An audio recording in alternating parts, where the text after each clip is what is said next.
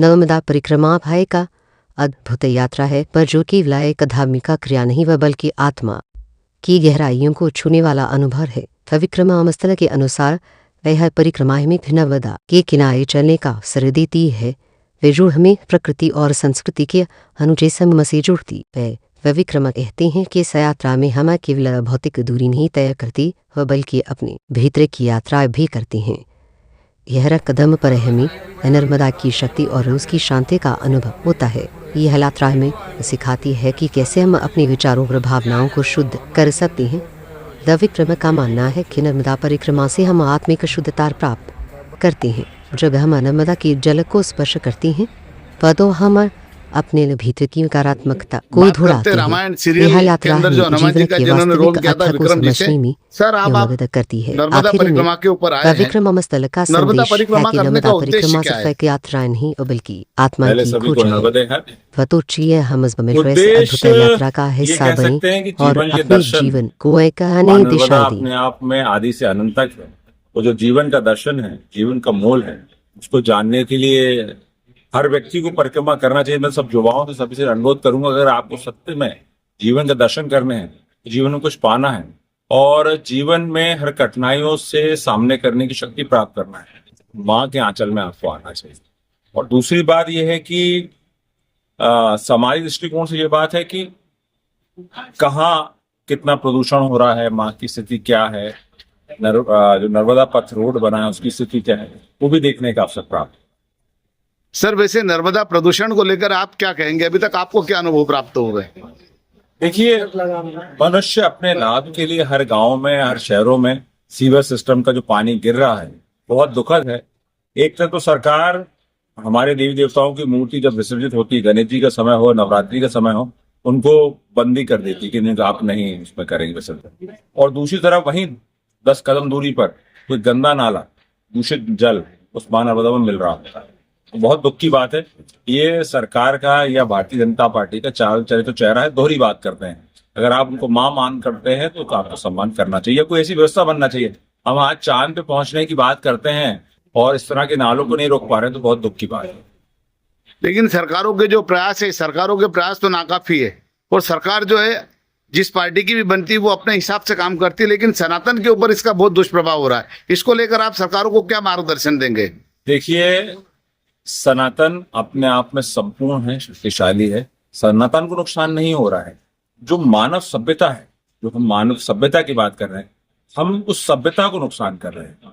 जो हमारे आने वाली पीढ़ी है उसको हम ऐसे संस्कार परोस रहे हैं जिसको मां नर्मदा को सिर्फ वो एक नदी मान रहे हैं, एक शोषण करने की वस्तु मांग रहे हैं। भले में अलग किसी प्रकार से इलीगल माइनिंग हो, जल में दूषित की बात हो, जिस भी प्रकार से हम उनका शोषण कर रहे हैं।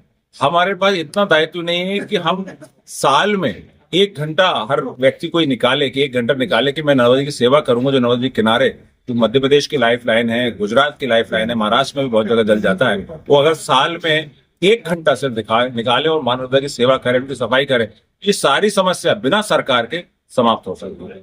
सर आप ये बताएं कि आज वर्तमान के अंदर जो हिंदू समाज के ऊपर जो दूसरे समाजों के द्वारा जो अत्याचार हो रहे हैं, जिसके ऊपर प्रहार हो रहे हैं, इसको लेकर आप क्या कहेंगे और हिंदू समाज को इसके लिए करना क्या चाहिए?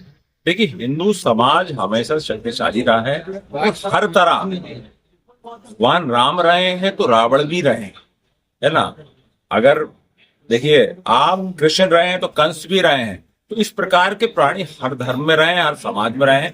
आप एक व्यक्ति के चक्कर में पूरे समाज को बदनाम नहीं कर सकते। यहाँ एक दूसरी तरफ अगर आप कहें किसी भी धर्म को नोटिस करें तो अब्दुल कलाम जैसे महान व्यक्ति भी हुए हैं जिन्होंने भारत को मजबूत करने में, शक्तिशाली करने में अपना योगदान दिया है। सर जिस प्रकार से अभी लव जिहाद की घटनाएं हो रही है, इसको लेकर आप क्या कहेंगे और खास करके हमारी बेटियों को क्या संदेश देना चाहेंगे? मैं ये कहना चाहता हूँ कि बेटियों को तो बिल्कुल मैं बोलना चाहूंगा, पर परिवार में ध्यान देना पड़ेगा। हमारे संस्कार कहीं ना कहीं, मैंने आपसे कहा, दूषित होते जा रहे हैं। हम माताओं पिताओं को सम्मान की व्यवस्था थी, गुरुकुल व्यवस्था थी हमारी, जो हमारे सनातन की ताकत थी, हिंदू धर्म की ताकत थी, कहीं ना कहीं छीण हो रही है। उसका ही नतीजा है। और माँ बापों को भी, माता पिताओं को भी अपने बच्चों से चर्चा करना चाहिए, उनकी समस्या करना चाहिए। उन पर जो हम चीजें लाद देते हैं कि आपको ये करना ही है, आपको इंजीनियर बनना ही है, आपको डॉक्टर बनना ही है, आज आप उसकी स्थिति देखिए, विदेशों में आप जापान जाइए, चाइना जाइए, कहीं भी जाइए, जो बच्चा करना चाहता है उसको वो बनने देते हैं। अगर वो नेता बनना चाहता है तो नेता ही बनने देते हैं। पर हमारे यहाँ ऐसी व्यवस्था नहीं है। माँ बाप ने या हमारे मौसा फूफा जी चाह लेते हैं कि फला मौसा जी का बेटा डॉक्टर बन गया, इंजीनियर बन गया, तो आपको ही बनना है। हो सकता है वो और कुछ अच्छा बन सकता है, वो अच्छा लेखक बन सकता है, कवि बन सकता है, हो सकता है वो अच्छा पुरोहित बन सकता है। जिस क्षेत्र में आपको अच्छी काम करना चाहिए। और मैं बहनों से और किसी भी अनुरोध करूंगा कि आप कोई भी कदम उठाएं, एक तरफ मुड़ के अपने माता पिता को जरूर दें।